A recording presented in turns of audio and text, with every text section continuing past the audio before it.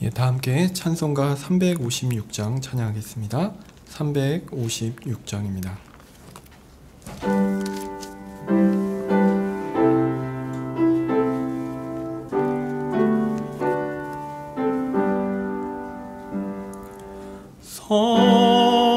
성자의 귀한 몸 날 위하여 버리신 그 사랑 고마워라. 내 머리 주 앞에 조아려 하는 말 나무어 주님께 바치리까. 지금도 날 위해 간구하심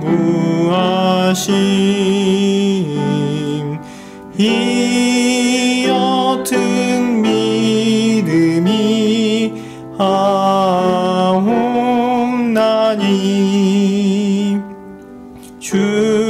주님의 참사랑 고맙고 놀라와 찬송과 기도를 쉬지 않네. 주님의 십자가 나도 지고 신실한 믿음과 마음으로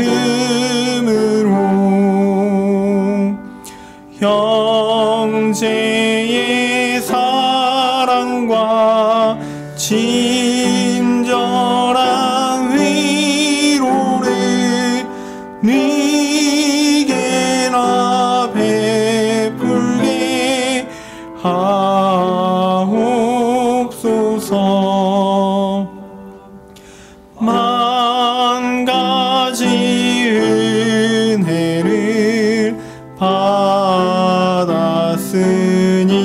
받았으니 내 평생 슬프나 즐거우나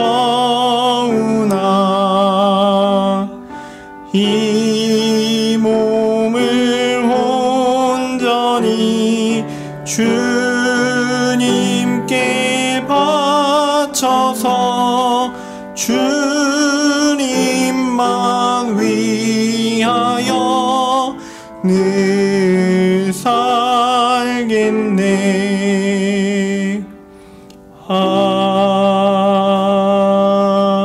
아멘. 67장 찬양하겠습니다.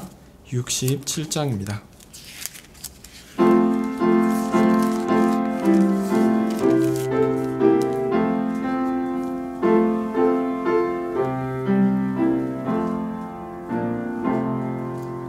영혼의 햇빛 예수여 가까이 비춰주시고 이 세상 구름 일어나 가리지 않게 하소서. 이 눈에 단잠 오기 전 고요히 주를 그리며 구주의 품에 안기니 한없이 평안합니다.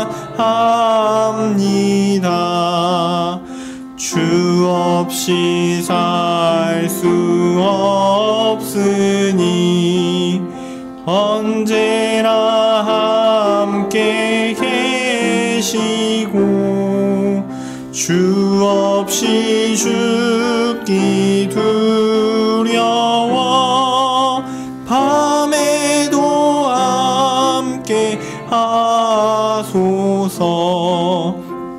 함께일 때 주여 오셔서 우리를 축복하시고 주님의 사랑 안에서 언제나 살게 하소서.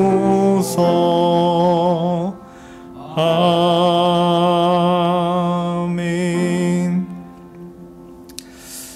517장 한 장 더 찬양하겠습니다. 517장입니다.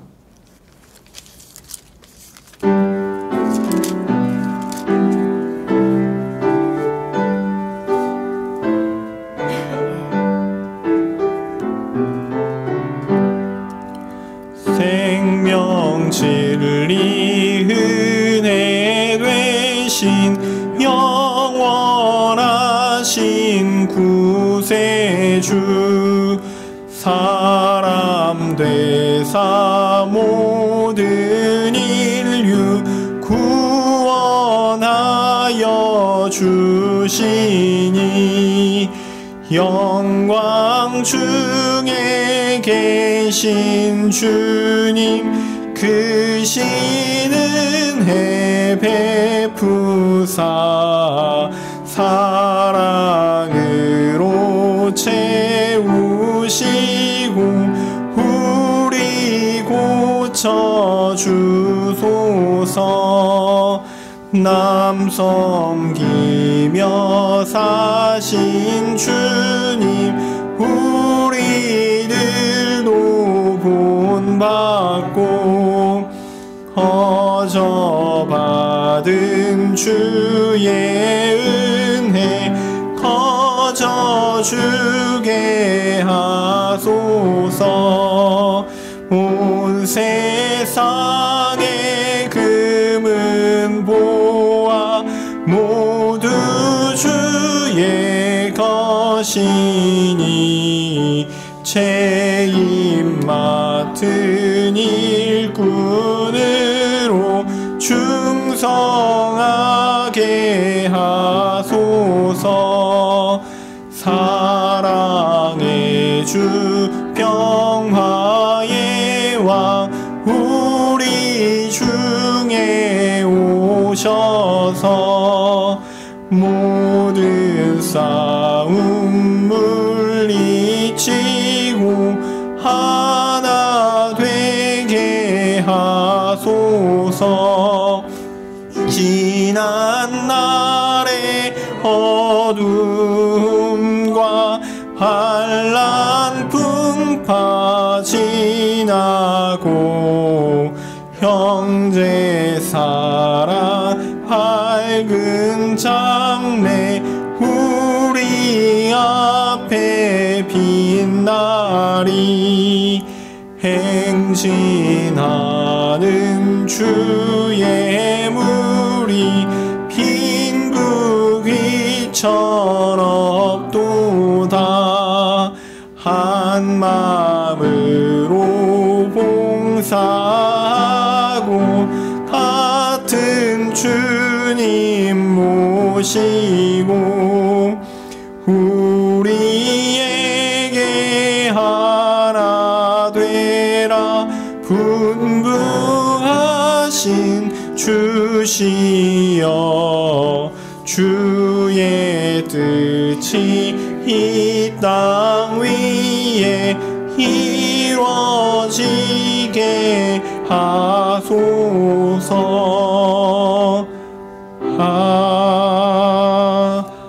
아멘. 사도신경으로 우리의 신앙을 고백하도록 하겠습니다. 전능하사 천지를 만드신 하나님 아버지를 내가 믿사오며 그 외아들 우리 주 예수 그리스도를 믿사오니 이는 성령으로 잉태하사 동정녀 마리아에게 나시고 본디오 빌라도에게 고난을 받으사 십자가에 못 박혀 죽으시고 장사한 지 사흘 만에 죽은 자 가운데서 다시 살아나시며 하늘에 오르사 전능하신 하나님 우편에 앉아 계시다가 저리로서 산 자와 죽은 자를 심판하러 오시리라. 성령을 믿사오며 거룩한 공회와 성도가 서로 교통하는 것과 죄를 사하여 주시는 것과 몸이 다시 사는 것과 영원히 사는 것을 믿사옵나이다. 아멘. 거룩하신 하나님, 참으로 감사합니다. 참으로 바쁘고 분주하지만 하나님의 말씀을 듣고자 이 자리에 왔습니다. 하나님, 하나님의 은혜를 구하오니 주의 말씀을 통하여 우리에게 귀한 하나님의 말씀의 진리를 알려주시고 그 말씀을 통해 위로를 얻게 하여 주시옵소서. 하나님의 백성으로 살아가는 것이 예수 그리스도를 따라 사는 것이며 또한 예수 그리스도께 온전히 의지하는 것임을 또한 배웁니다. 하지만 우리의 삶은 그렇게 하나님을 따라가며 예수님을 닮아가며 예수님께 의존하는 일이 너무 어렵다라는 것을 고백할 수밖에 없습니다. 나의 죄성은 여전히 나를 이끌고 있어서 여전히 하나님으로부터 떨어져 나가는 것이 익숙하고 하나님과 상관없이 내가 높아지는 것이 익숙하며 형제를 사랑하고 이웃을 사랑하기보다는 나의 유익을 쫓는데 너무 빠릅니다. 하나님, 그때마다 하나님 우리에게 말씀해 주십시오. 그때마다 우리를 붙들어 주십시오. 하나님이 원하시는 것, 참된 행복과 복, 참된 하나님의 교훈이 어디 있는지 우리로 깨닫게 해주십시오. 그래서 그때마다 돌이켜 다시 하나님께 나아가며 다시 하나님을 사랑하고 예수님을 닮아가며 예수님을 의지하고 다시 하나님을 따라 하나님의 명령을 따라 이웃을 내 몸과 같이 사랑할 수 있도록 주께서 인도하여 주시옵소서. 우리의 삶이 그렇게 하나님께서 인도하시며 또한 하나님께서 정하신 대로 하나님께서 누리라고 하신 그 복을 누리는 것으로 나아갈 수 있게 인도하여 주시옵소서. 주의 말씀을 통하여 이러한 귀한 하나님의 진리가 드러나게 해주시고 그것들이 우리의 마음속에 또한 잘 들려지고 쓰여지기를 간절히 소원합니다. 하나님, 이 시간 함께해 주십시오. 예수님의 이름으로 기도합니다. 아멘.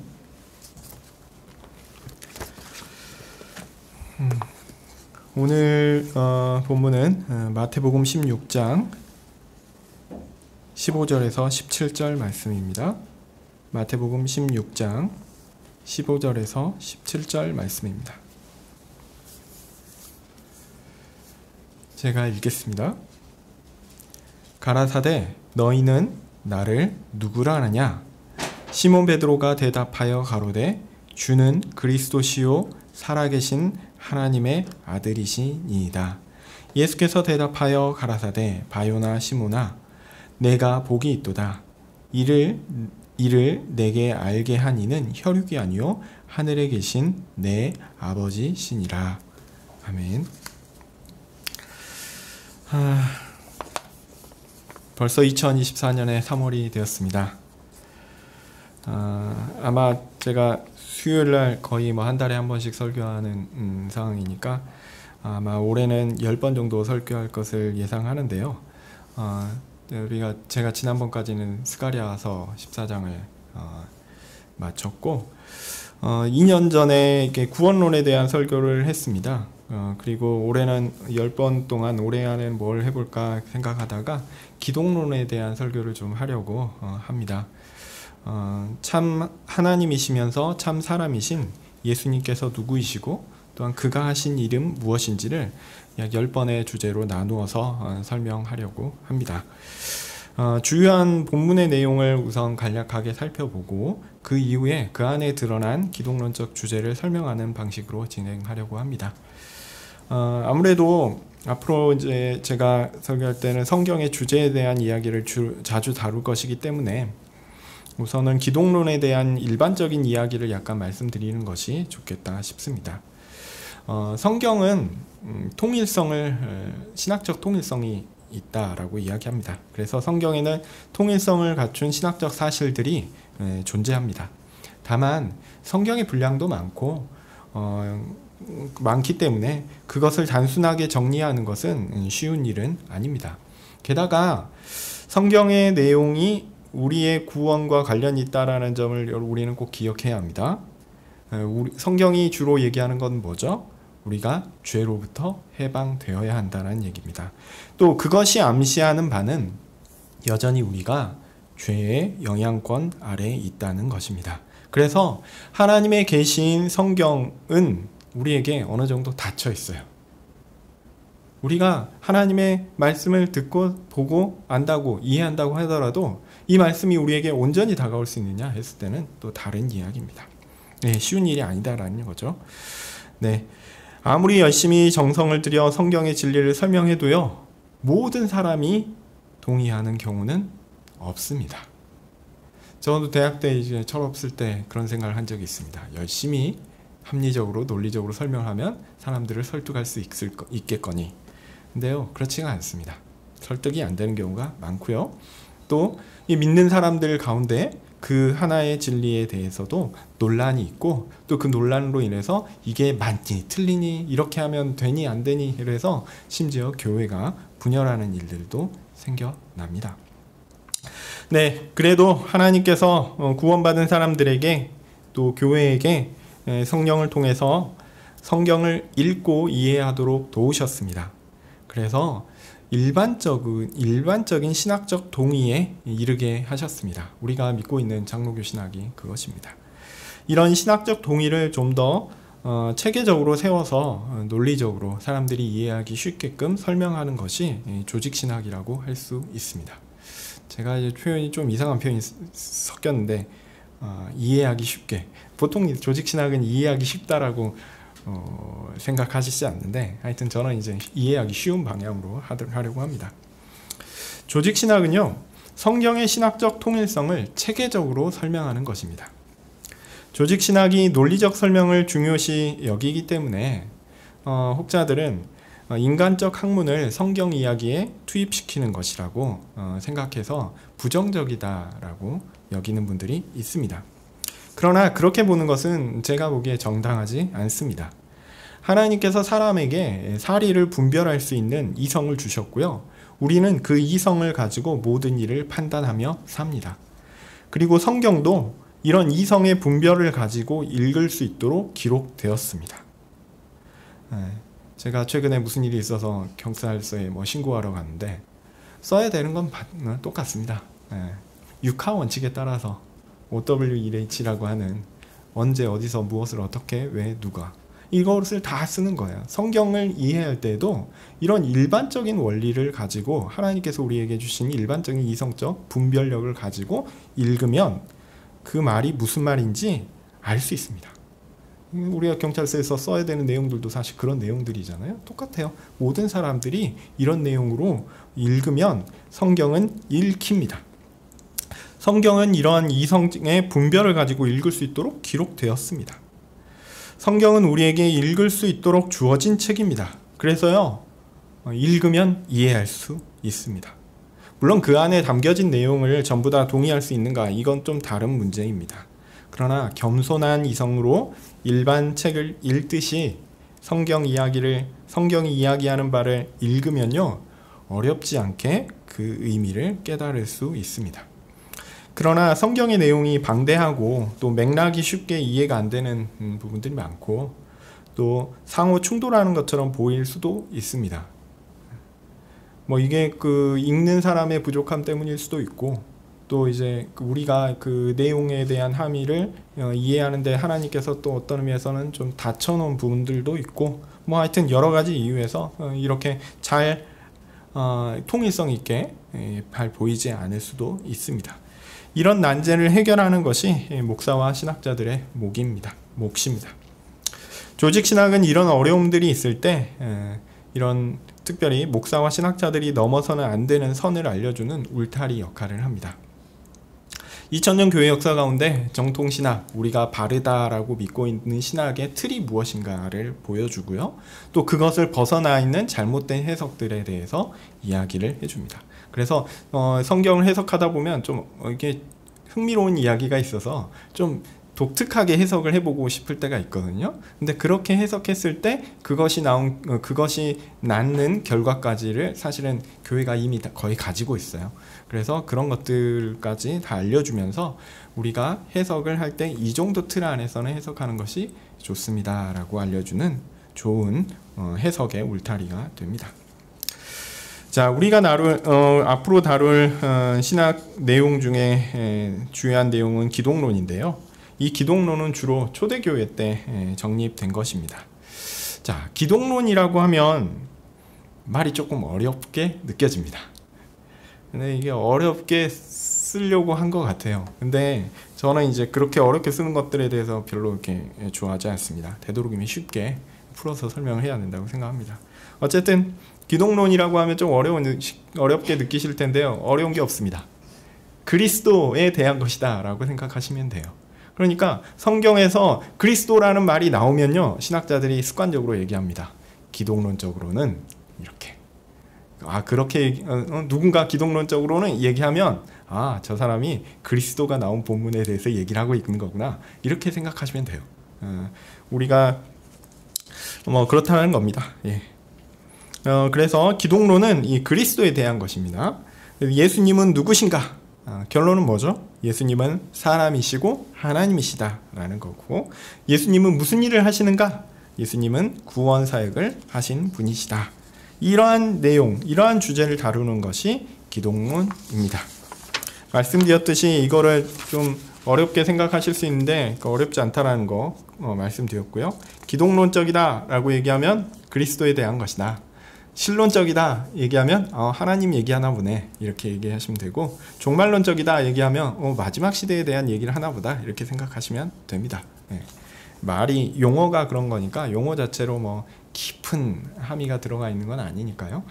그렇게 생각하시면 좋겠습니다. 우리가 다룰 내용도 동일합니다. 실제로 그렇게 어렵지가 않아요. 어렵지가 않은데 논쟁이 되었던 부분들은 좀 상세하게 좀 살펴볼 필요가 있기 때문에 좀 그렇게 살펴볼 거고요. 자, 그리고 전체적으로 이제 그림을 그리면서 좀 가는 게 좋겠는데요. 17세기 개혁화 정통주의 이후에 우리의 조직신학 체계의 순서가 이게 정해졌어요. 그리고 저는 그 순서대로 받는 것이 적절하다 이렇게 생각합니다. 하나님께서 또 16, 17세기의 훌륭한 개혁자들, 그리고 그들을 따르는 신학자들이 여러 가지 사고를 통해서 신학적인 시스템이 어떤 것이다, 이렇게 세우는 게 좋겠다라고 하는 것들이 물려오고 또 우리가 그것들을 받고 있는데, 저는 잘 한 것이라고 생각합니다. 우리가 처음부터 그래 세우기는 쉽지 않은데 잘 세워져 있고 그것들을 우리가 잘 받아서 이해하고 또 사용하면 될 것 같아요. 그 순서는 어떻게 되냐면, 신론이 먼저 있어요. 신론, 하나님에 대한 것이 있고요. 그 다음에 인간론, 사람에 대한 것이 있고, 그 다음에 기독론, 그리스도에 대한 것이 있고, 그 다음이 구원론, 그 다음이 교회론, 종말론, 이렇게 이루어집니다. 그리고 제가 이렇게 나눴던 신론, 인간론, 기독론, 구원론, 교회론, 종말론, 이런 주제들은요, 각각 소주제로 2개로 나뉩니다. 바로 존재와 사역입니다. 각 주제별로 이렇게 존재를 다루고요, 사역을 다룬다고요. 자, 신론에서는 먼저 묻습니다. 하나님께서 어떤 분이시냐? 존재에 대한 얘기예요. 그래서 결론이 뭐냐면 삼위일체시다. 삼위 하나님이시고 그러나 한 분 하나님이시다, 이 얘기를 하고, 그 다음에 어떤 얘기합니까? 그러면 그분이 무슨 일을 하셨는데? 사역에 대한 얘기를 합니다. 그래서 여기서 사역은 주로 이제 신론에서 사역은 성부 하나님에 대한 얘기를 주로 다루거든요. 그래서 창조에 대한 얘기가 나옵니다. 이어서 인간론이 나오는데요. 인간론에서는 이제 창조에서 연결되는 거예요. 창조에서 가장 중요한 피조물은 누구죠? 사람이죠. 그러면 사람은 어떤 존재냐? 하나님께 순종해야 하는 존재다라고 이야기 나옵니다. 그러면 사람이 이 존재에 대해서 얘기한 다음에 사람이 그럼 무슨 일을 했느냐? 죄를 지었다. 그래서 죄에 대한 얘기가 나옵니다. 자, 그렇게 죄를 지어 영원한 사망에 처하게 되었다. 이제 구원에 대한 얘기가 나와야겠죠. 이제 영원한 사망이니까. 그러면 이제 기독론입니다. 택함 받은 사람을 구원하시기 위해 그리스도께서 오셨는데, 그러면 그리스도는 어떤 존재냐 해서 존재를 물어봅니다. 존재를 물어보면 대답은 뭐냐면 그리스도는 참 사람이요 하나님이십니다. 자, 그렇게 참 사람이요 하나님이신 그리스도께서 오셔서 하신 일은 뭐냐? 이건 사역을 물어보는 거죠. 하신 일은 뭐냐? 그분이 하신 일은 하나님의 택함 받은 자들을 구원하시는 구속 사역을 하신 것이다. 완성하셨다. 이렇게 얘기하고요. 그 다음에 이제 구원론으로 넘어가요. 구원론은 구속 사역을 택자에게 적용시키시는 성령은 어떤 분이냐? 그분은 하나님이시고 그리스도의 보내신 영이시다. 사실은 이제 존재에 대해서는 사실 구원론에서는 별로 적게 다룹니다. 상대적으로. 어쨌든 그리고 그러면 성령께서 우리 가운데 이게 그 구원을 적용하시는 일은 어떻게 하느냐? 그래서 나오는 게 뭐죠? 이렇게 선택은 이제 실론 쪽에서 했다라고 하면 그 다음부터 나오는 게 부르심과 그 다음에 부르심, 중생, 회심, 그 다음에 회심에는 두 개가 들어가 있습니다. 회개와 믿음, 그 다음에 칭의, 성화, 영화 이런 식으로 나오게 됩니다. 이런 일련의 사건들은 다 누구의 일하심인 거예요? 성령의 일하심인 거예요. 그래서 성령론은 어떤 의미에서 구원론 통째를 가리키는 것이기도 합니다. 이런 식으로 이제 구원이 있고요. 자, 그 다음에 이제 교회론입니다. 교회론은 구원을 적용받은 택자들은 어떤 존재냐? 하나님께서 구원하시는 자들이 모임인 교회가 그것이다 라고 얘기하고, 그러면 교회는 무엇을 하느냐? 이 땅에서 복음을 전파하고 교회를 모으고 하나님 말씀대로 교회를 세운다 라는 겁니다. 종말론은 이제 그 마지막 시기에 대한 거니까 존재와 또 존재와 사역이라는 것으로 말하기 어려운데, 어쨌든 마지막 날에 심판이 어떻게 이루어지고 그 완성은 어떻게 될 것인가 이렇게 다룹니다. 자, 이렇게 제가 쭉 말씀드렸지만 이런 주제가 일련의 논리적인 연결성을 가지고 쫙 이어지게 되어 있어요. 이런 그림이 쫙 있다라는 것을 생각하시면 좋겠어요. 그리고 이런 논리적인 그림들은 제가 이렇게 얘기하면 이해 못하실지 모르겠는데 조금만 생각하시면 쉽게 이해가 됩니다. 이 말에 동의하지 않으실 수도 있는데 어쨌든 좀 많이 들으시면 이해가 돼요. 실론부터 이런 시스템들에 대해서 어떻게 이어질 수 있는가를 조금만 생각해 보시면 이 큰 그림이 그려집니다. 이제는 이렇게 큰 그림을 대강 왁구를 그려놓고 그 그림 안에 들어가는 조그만 서랍들을 이렇게 만들어서 끼워 넣는다라고 생각하시면 좋겠어요. 그리고 올 한 해 수요 예배 때 제가 설교할 때는 이 큰 그림 중에 한 부분인 기독론 부분을 존재와 사역으로 10칸의 서랍으로 나눠가지고 여러분과 함께 이야기할 것이다 라는 것입니다. 자, 이렇게 보통 우리가 큰 그림이 없이 디테일만 좀 얘기를 하게 되면 좀 어렵습니다. 이게 어렵고 그게 뭐 신학적인 체계나 아니면은 전체적인 맥락에서 어떤 것인지 모르니까 그게 왜 중요한지도 잘 모르거든요. 근데 이 큰 그림 생각하시고 작은 그림 채워 넣는 거다라고 생각하시면서 보시면 좋겠습니다.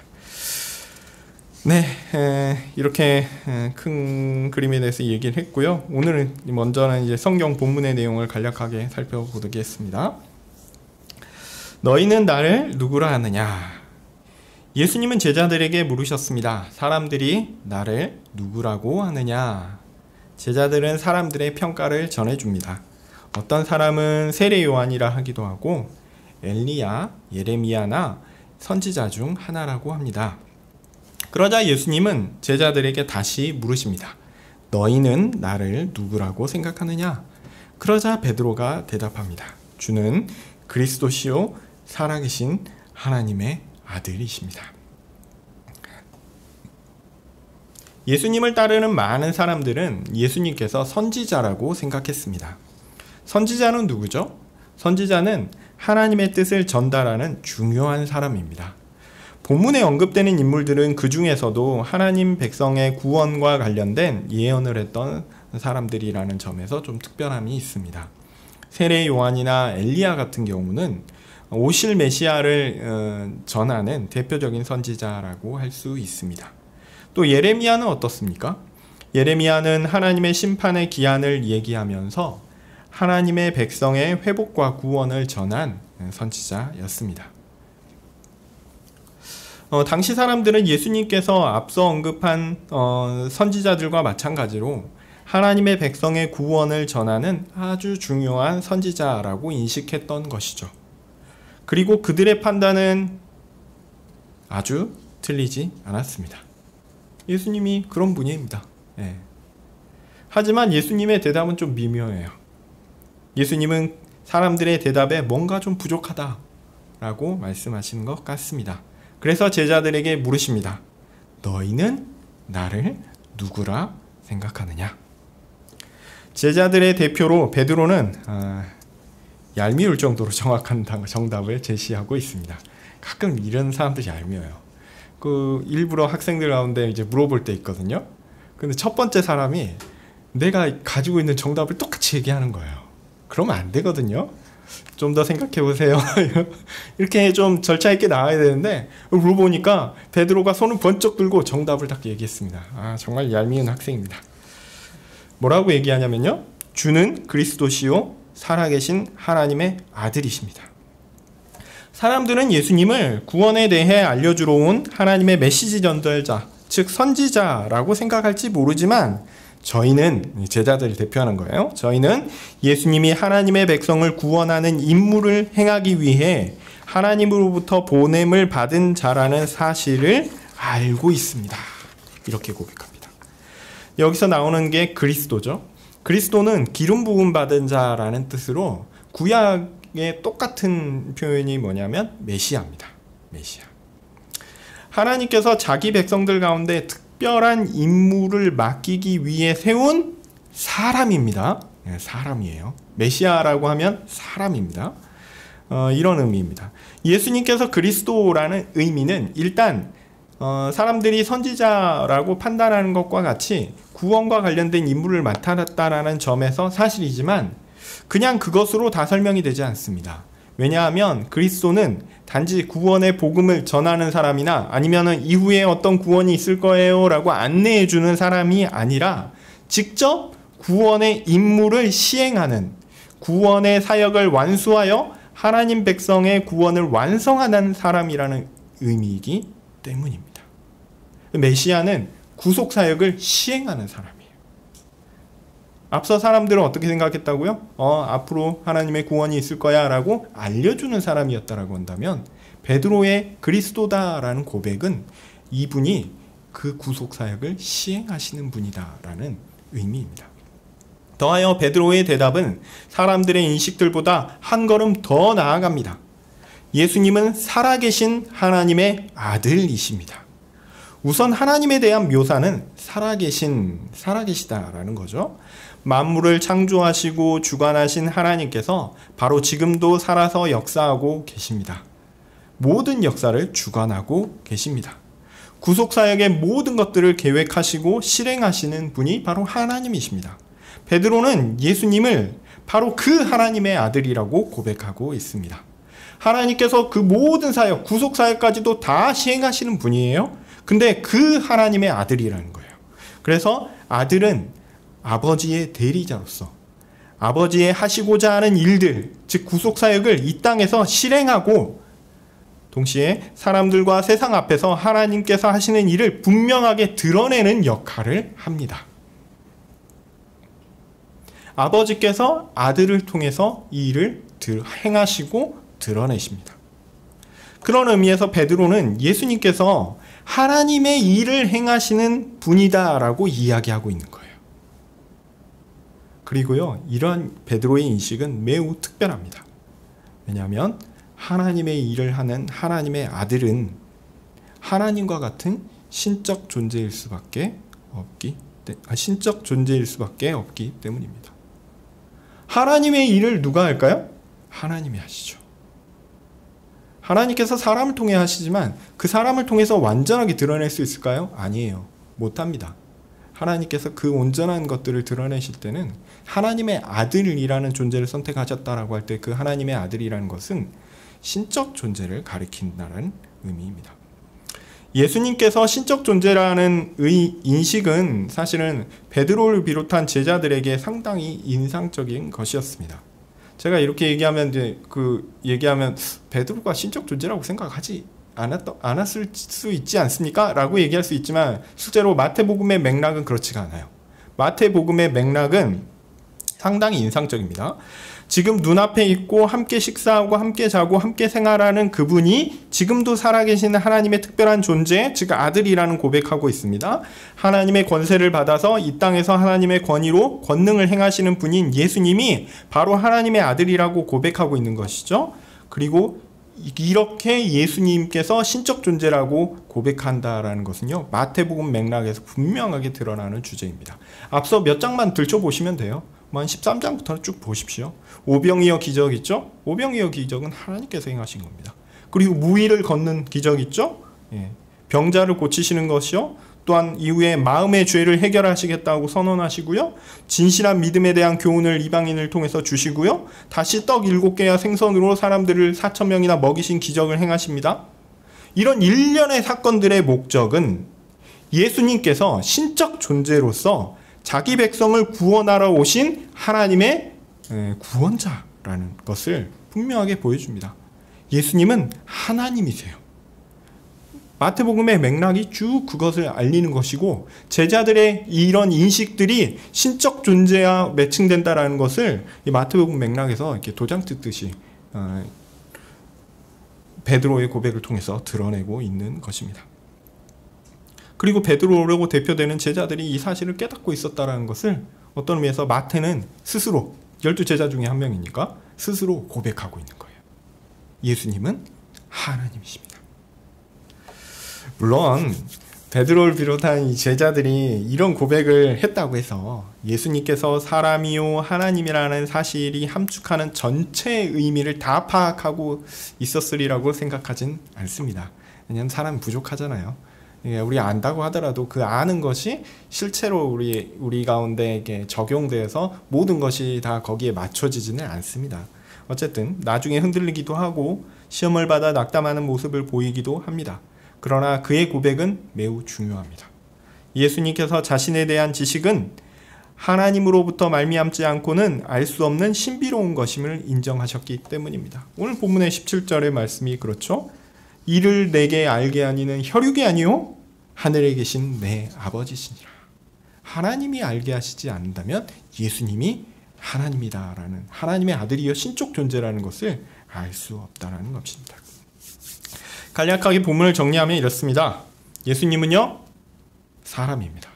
제가 아까 강조해서 말씀드렸는데 기억나실지 모르겠어요. 그리스도는 하나님께서 특별한 임무를 수행하기 위하여 어떤 임무를 맡긴 사람입니다. 사람이에요. 그래서 이 그리스도라는 표현 자체는 신적 존재라기보다는 사람이라는 것을 가리킵니다. 그리고 예수님은 이름이 있죠. 또 예수라는 이름을 가지시기도 했죠. 그리고 하나님께서 구속 사역을 맡기신 사람입니다. 분명히 그분은 사람입니다. 그러나 동시에 예수님은 하나님이십니다. 하나님의 능력과 권위로 이 땅에서 역사하시는 살아계신 하나님, 그분을 대리하여 그분의 사역을 드러내고 시행하는 하나님의 아들이십니다.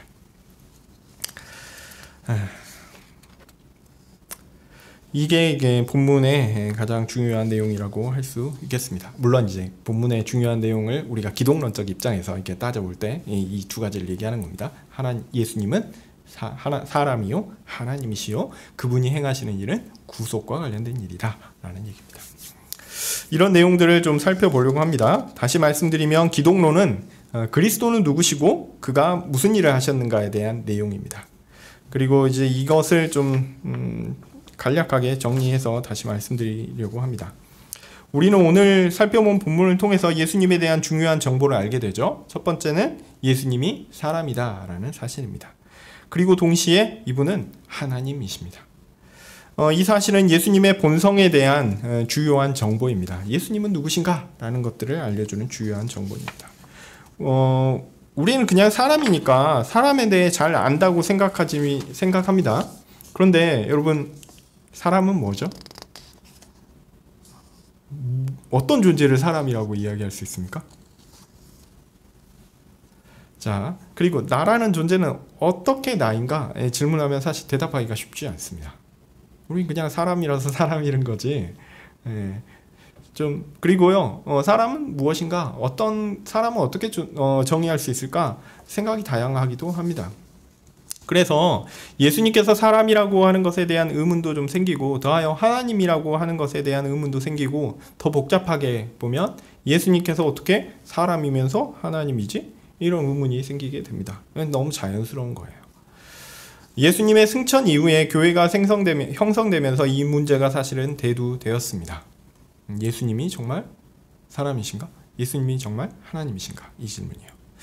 예수님과 동시대에 살았던 사람들은 예수님을 어렸을 때부터 보았겠죠? 그런 사람들에게 사람으로서 예수님은 자연스럽게 인식되었을 것입니다. 그래서 예수님이 하나님이라는 사실은 사실 믿기가 어려웠어요. 오늘 본문의 베드로의 고백은 실로 놀라운 것입니다. 그런 의미에서는. 예수님이 하나님께서 하시는 일을 행하시는 것을 눈으로 목격하지만 그렇다고 예수님께서 하나님이시라고 인정하는 것은 쉬운 일이 아닙니다. 하여튼 예수님의 신성을 부정하는 사람은 초대교회에서부터 있었어요. 유대인들을 중심으로 존재했습니다. 어떻게 하나님일 수 있는가 부정했죠. 또 몇 세대가 지나갔습니다. 몇 세대가 지나가면서 이제 교회가 바로 섰어요. 그러면서 예수님께서 하나님이시다라는 신앙 고백이 세워지면서 오히려 반대 양상이 또한 나타납니다. 이것은 자연스럽기도 한데 여러분 솔직히 생각해 보십시오. 예수님이 하나님이시다라는 것을 믿기 쉽습니까? 예수님이 사람이라는 것을 믿기 쉽습니까? 제가 나중에 말씀드리긴 할 텐데 어떻게 생각하세요? 예? 예수님이 사람이다라는 거요? 하나님이시다라는 걸 믿기. 저는 반대로 생각합니다. 예수님이 하나님이시라는 건 오히려 믿기 쉬워요. 왜냐하면 우리가 예수님을 예배하잖아요. 예수님을 그냥 신적 존재라고 믿으면 사실 쉬워요.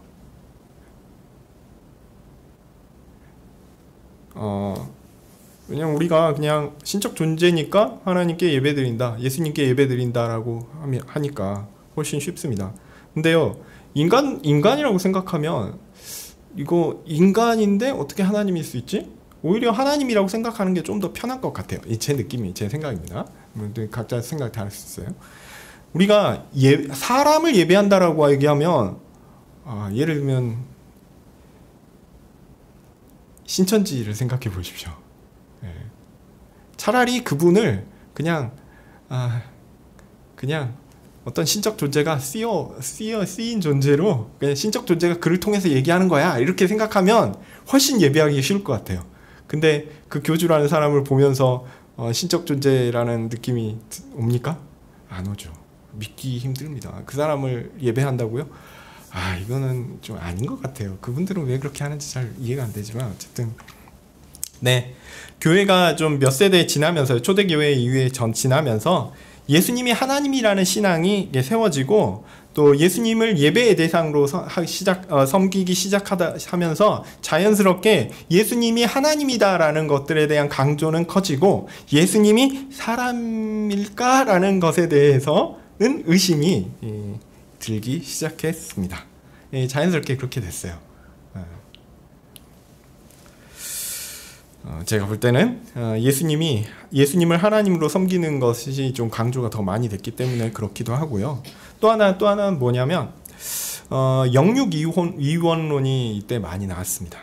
특별히 2세기, 3세기 때 많이 나왔는데 영은 선한 것이요 육은 악한 것이다 라고 생각하는 영지주의가 있고요. 또 이것에 대해 동참하는 게 뭐죠? 플라톤주의가 사실은 그렇습니다.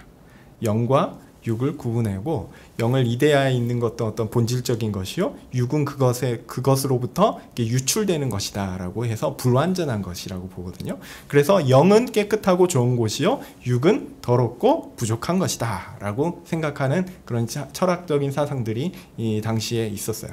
그리고 그 영지주의 사상 같은 경우는 이제 그런 사상들과 함께 맞아서 기독교에 영향을 주기도 했고요.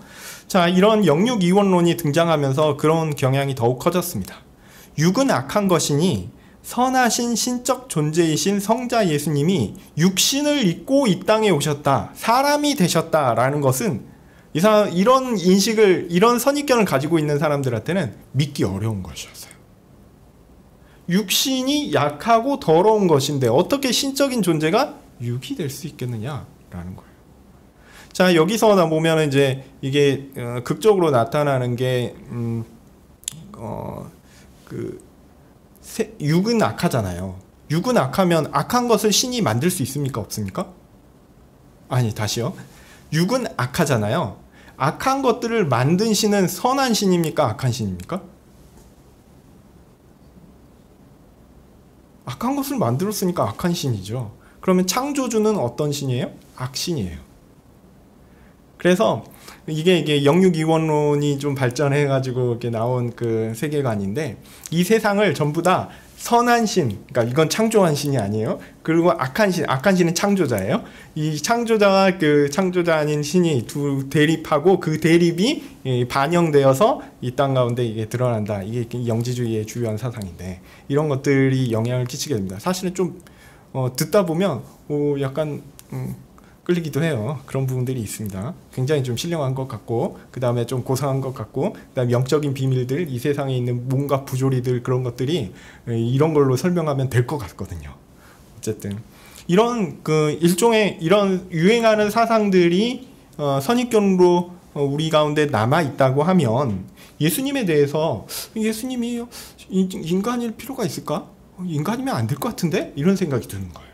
그래서 예수님이 하나님이시면서 사람이다 라고 얘기하는 것들에 대해 거부감을 갖게 되었다라는 거죠. 그래서 예수님의 육신은 진짜처럼 보인 가짜다, 이런 주장을 하는 사람들이 있었습니다. 그리고 심지어 예수라는 사람에게 하나님이 마치 요즘으로 치면 좀 굉장히 좀 안 좋은 표현이지만 빙의한 것처럼 더 씌워져서 임재했다라고 주장하기도 했습니다. 이런 사람들도 교회 가운데 나타나기 시작했어요. 그러나 정통교회는 그런 그런 견해들을 다 부정하고, 성경이 가르치는 대로 참 사람이며 하나님이신 예수님을 인정하고 고백했습니다. 이를 위해 사람이나 사람은 누구이고 하나님은 누구인가라는 것을 규정짓는 요소로 본성이라는 것을 용어를 도입했고요. 그 본성을 소유한 개체의 의미로 인격 혹은 위격이라는 개념과 용어를 사용하여 설명하게 되었습니다. 이 부분은 제가 이거 설명할 때 자세히 설명할 텐데, 이 부분에 대한 제대로 된 이해를 가지고 계시면 굉장히 유익이 있습니다. 이 부분은 나중에 설명하겠습니다. 참고로 신학생들 가운데도 이러한 이해가 좀 잘 안 되시는 분들이 있어요. 이런 이해가 부족하면요, 삼위일체론에 대한 그 역사를 보면서 온통 헷갈립니다. 어쨌든 나중에 제가 자세히 설명드릴 테니까 좀 들으셨으면 좋겠고요. 자, 이렇게 그리스도의 존재, 그리스도께서 참 사람이면서 하나님이시다라는 것, 이거를 이제 교리적으로 보면 본성은 두 개요, 위격은 하나다, 이렇게 얘기해서 일위양성 교리, 이렇게 얘기를 합니다. 그래서 그 기독론에 있어서 존재와 관련된 결론은 뭐냐면, 예수님은 참 사람이요 참 사람이신 일위양성의 존재이시다라고 결론을 내립니다. 자, 이제는 사역에 대한 얘기인데요. 기독론의 내용은 예수님의 존재에 더하여 예수님께서 우리를 위해 하신 일들을 다루게 됩니다. 그리스도의 사역이라고 할 수 있죠. 물론 예수님은 삼위일체 하나님의 두 번째 위격이신 성자 하나님이십니다. 그래서 하나님으로서의 존재와 사역은 이게 1차적으로는 신론이라는 주제에서 다루어집니다. 기독론에서는 이와 구분되어서 사람이면서 하나님이신 성자께서 하시는 일에 대한 얘기를 하게 됩니다. 하나님께서 자기 백성들을 구원하시기 위해 특별한 임무를 부여한 사람, 즉 그리스도이기 때문에 그렇죠. 그래서 그리스도의 모든 사역은 우선 사람으로서, 곧 인성, 사람과 관련된 사역임을 잊지 말아야 합니다. 우리가 예수님 하면 하나님이시지, 그래서 신성과 관련된 것을 가지고 이야기하고 이걸 섞어서 이해하려는 시도고 있는데, 그렇게 하면 안 됩니다. 예수님은 하나님이세요. 근데 하나님이신 분이 동시에 사람이십니다. 그리스도의 사역에서 신성과 교통이 있는 것을 인정하더라도 신성의 영역이 침범되거나 아니면 손상당하는 것은 아닙니다. 이 부분에 대한 논의는 그것에 해당되는 그 논쟁을 다루면서 그 주제에 대해서 제가 좀 더 다룰 거고요. 이게 은근히 어렵습니다. 왜냐하면 우리는 인성만 가진 사람이잖아요. 우리는 한 번도 신성을 생각해 본 적도 없고 신성을 가져본 적도 없고 그것에 비슷한 것들을 느껴본 적도 없어요. 그렇기 때문에 좀 우리가 접근할 수 없는 영역이거든요. 하여튼 그럼에도 불구하고 우리가 최대한 예수님은 참 사람이요 참 하나님이시다, 그분이 하시는 그 일에 대해서 얘기를 하면서 이렇게 일관성 있게 얘기하도록 노력하도록 하겠습니다. 하여튼 나중에 더 설명드릴 거고요. 그리스도께서 하시는 일은 보통 그리스도의 직임으로 설명됩니다. 그래서 그리스도께서 하시는 일은 뭐냐? 그리스도는 세 가지 일을 하신다. 그래서 왕이요, 제사장이요, 선지자의 일을 하십니다. 왕은 뭡니까? 왕은 모든 하나님의 백성의 왕은 사실은 하나님이시죠. 하나님의 백성이니까 하나님의 소유요, 하나님 겁니다. 그래서 왕은 사실은 하나님이죠. 그러면 그리스도는 누구냐면 하나님을 대리하여 다스리는 하나님 나라의 왕입니다. 자, 그러면 이 왕은 방향성이 어떻게 될까요? 하나님의 통치가 하나님의 백성에게 내려가는, 위에서 내려가는 의미라고 생각할 수 있습니다. 그리고 제사장의 역할이 있어요. 제사장은 뭐냐면 백성들이 하나님께 나아가는 것을 중재하는, 도와주는 그런 역할입니다. 자, 그럼 방향은 어떻습니까? 밑에 하나님의 백성이 하나님께 나아가는 방향이라고 생각하시면 좋겠고요. 그리고 선지자는 사실 선지자직에 대한 논의는 사실 상대적으로 새로운 것입니다. 칼빈이 이게 그리스도의 삼중직을 거의 처음 얘기한 사람인데, 그래서 이제 그 삼중직에 얘기할 때 선지자에 대한 논의는 사실 조금 부족해요. 어쨌든 그렇습니다. 역사적으로 선지자는 하나님의 뜻을 전달해서 성도의 삶을 바르게 이끄는, 성도의 삶을 감싸는 어떤 포괄하는 영역이라고 생각하시면 좋겠어요. 이렇게 그래서 그 왕은 위에서 밑으로 내려오는 것으로 이해하시면서 좀 생각하시면 좋겠고, 제사장은 밑에서 위로 올라가는 것으로, 그리고 선지자는 이게 하나님의 백성을 지키며 보호하는 그런 하나님의 법의 역할, 가르침과 법의 역할까지 해서 감싸는 것으로 둥그렇게 생각하시면 좋겠습니다. 자, 이어서 삼중직의 사역으로 죄 용서의 구속 사역이 다루어집니다. 이 부분은 그렇게 구원론 주제하고 맞닿게 되고요. 이렇게 이런 내용들을 제가 올 한해 기독론이라는 제목으로 여러분과 함께 나눌 것입니다. 그리고 오늘은 이제 마지막으로 짧은 시간 동안 기독론의 첫 단계, 첫 주제를 다루어 보려고 합니다. 가장 쉬우면서 기본적인 거죠. 바로 이름입니다. 이름. 먼저 예수님의 이름은 뭐죠? 예수죠. 예수. 요셉은 자신의 정혼자 마리아가 임신한 상태를 알고 나서 가만히 끊고자 했습니다. 그때 천사가 꿈속에 나타나서 이러한 상황을 설명을 해줍니다. 그리고 나서 마리아를 데리고 오죠. 그리고 아들에게는 뭐라는 이름을 주라고 했죠? 예수라는 이름을 붙이라는 명령을 들었습니다. 이게 마태복음 21장 21절의 내용인데요. 그러므로 예수라는 이름은 누가 붙여주신 이름입니까? 하나님이 붙여주신 이름입니다. 그 의미는 아마도 자기 백성을 죄에서 구원할 자라는 그 임무하고 관련되어서 구원이라는 의미를 가질 것이다, 이렇게 보통 생각합니다. 그런데 예수님의 이름은 이렇게 독특한 이름이었느냐? 그렇지 않습니다. 예수라는 이름은 드문 이름이 아니었어요. 많았어요. 그 당시에도 예수라는 이름을 가진 사람들이 많이 있었습니다. 성경에도 그 이름이 나옵니다. 구약에서 이 이름은 예수와 혹은 여호수아 이런 이름과 같은 것이었을 것으로 생각됩니다. 기독론에서 이 이름이 중요한 것은요, 예수님께서 아기로 태어나셨고 예수라는 이름으로 불리셨다는 사실 때문입니다. 예수님은 아담과 같이 성인으로 창조되지 않았습니다. 여러분 잘 생각하셔야 돼요. 예수님은요, 아기로 태어나셨어요. 아담은요, 배꼽이 없었을 가능성이 높습니다. 물론 가서 물어봐야 되겠어요. 네. 배꼽을 하나님이 그냥 달아 놓으셨는지는 모르겠는데 하와도 이제 배꼽이 없죠. 없으리라 생각하지만 어쨌든 나머지 사람들은 다 배꼽이 있습니다. 예수님도 배꼽이 있습니다. 모르겠어요. 우리가 이제 부활체로 이렇게 바뀌면 배꼽이 사라질지 그건 잘 모르겠지만 어쨌든 그렇습니다. 예수님은 아담과 같이 성인으로 창조되지 않고 그냥 모든 다른 사람들과 똑같이 되셨습니다. 다만 남자와 여자의 결합이라는 일반적 생식 방법이 아닌 특별한 방식으로 성령으로 잉태되셨습니다. 그러나 나머지는 다 같습니다. 아기로 태어나서 부모의 돌봄을 통해 성장하셨습니다. 교육도 받았을 거고요. 다른 사람과 그 친구 관계도 맺고 그렇게 사셨을 거고 심지어 직업도 있었습니다. 예수님은 공적 사역을 시작하시기 전에 예수라는 이름으로 매우 평범하게 진짜 사람으로 사셨던 것입니다. 그는 완전한 사람이었습니다. 나중에 신적 권위를 나타내는 공적 생애를 시작하자 오히려 예수님의 친척들과 형제들이 당황할 정도로 예수님은 정말 평범하게 살아오셨던 것이죠. 예수님은 그렇게 사람이 무엇인지를 아시는 분입니다. 우리가 이것 가지고 뭐 얘기하면 길게 얘기할 수 있겠지만 예수님이 정말 사람이라는 거예요.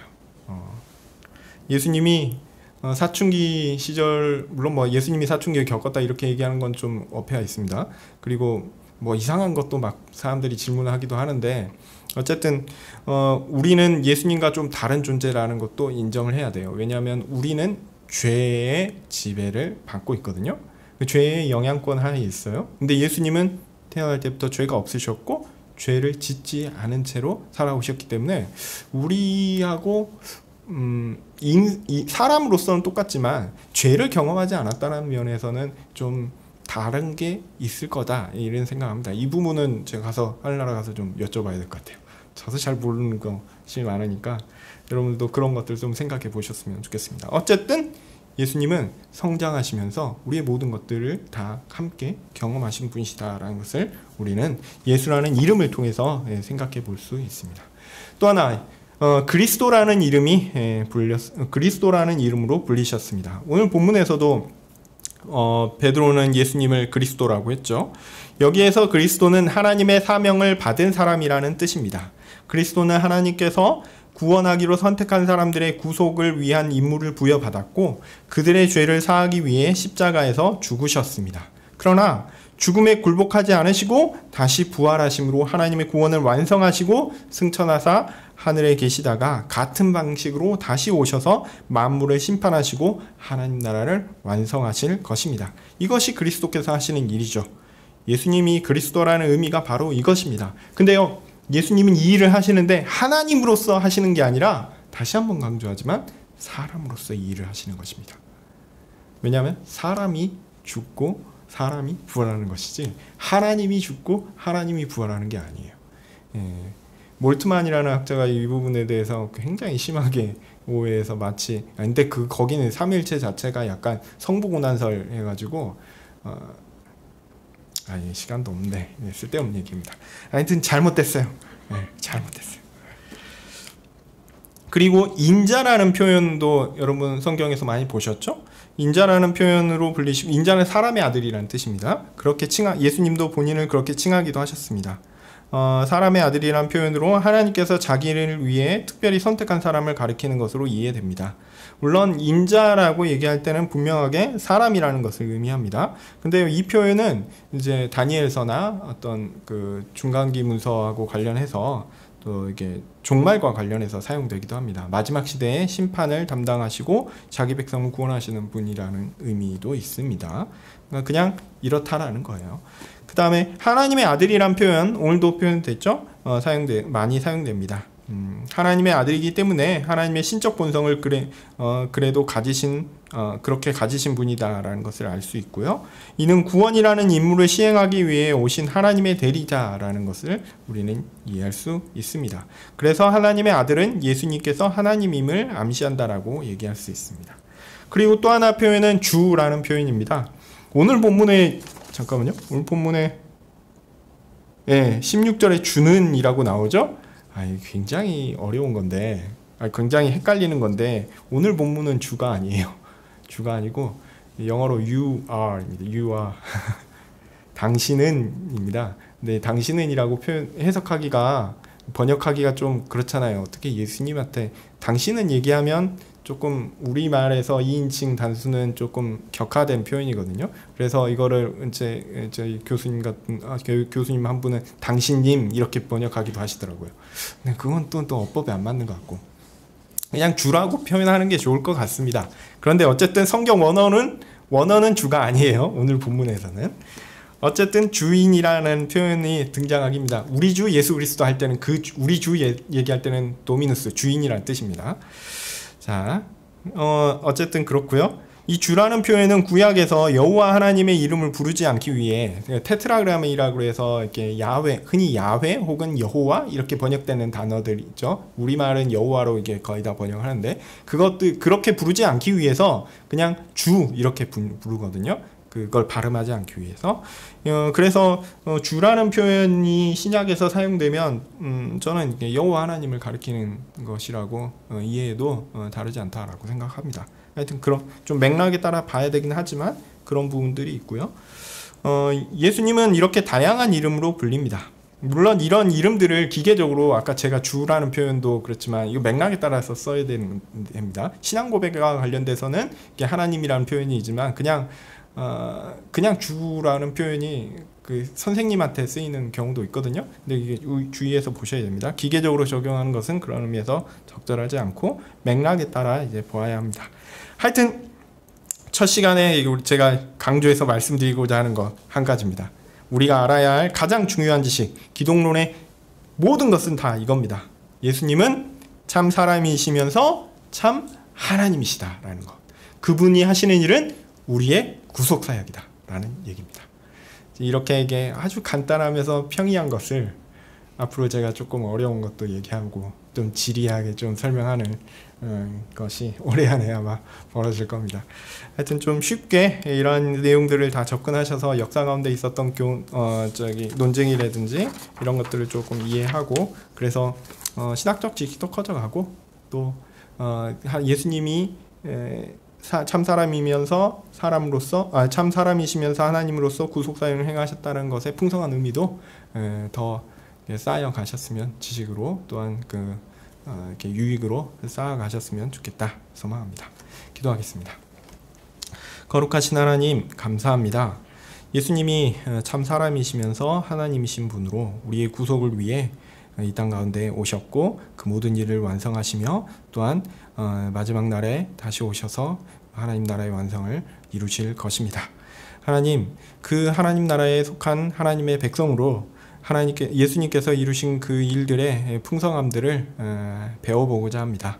하나님께서 지혜를 주셔서 잘 풀어 설명할 수 있게 해주시고 또한 그 풀어 설명된 것들을 잘 이해하고 받아들여 신앙의 유익이 될 수 있도록 은혜해 주시옵소서. 은혜해 주시길 소원하며 예수님의 이름으로 기도합니다. 아멘. 하늘에 계신 우리 아버지여, 이름이 거룩히 여기심을 받으시오며 나라의 마옵시며 뜻이 하늘에서 이룬 것 같이 땅에서도 이루어지이다. 오늘날 우리에게 일용할 양식을 주옵시고 우리가 우리에게 죄 지은 자를 사하여 준 것 같이 우리 죄를 사하여 주옵시고 우리를 시험에 들게 하지 마옵시고 다만 악에서 구하옵소서. 대개 나라와 권세와 영광이 아버지께 영원히 있사옵나이다. 아멘.